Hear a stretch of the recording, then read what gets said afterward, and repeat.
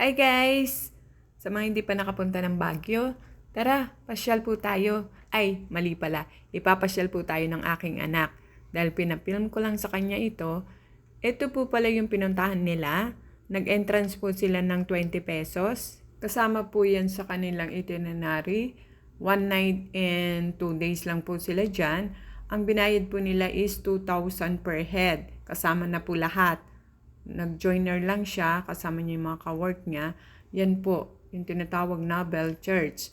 May simbahan po yan sa loob, magagandang mga tanawin, marirelax ka. Ganyan po yung pinaka-itsura niya. Malawak po siya. Ayan o, kaya dapat yung mga pupunta, talagang active silang maglakad. Yan po yung magiging nila. O, ang ganda, di ba?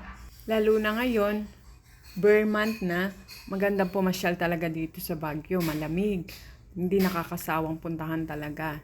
Ang ganda ng mga view, marami kang papasyalan, lalo na kung kasama mo yung mga pamilya mo, mag-e-enjoy ka talaga. Kaya guys, huwag nyo nang pag-isipan, pumasyal na kayo dyan. Ang dami ang daming nagtuturista talaga. Pa-follow na lang guys para sa mga update.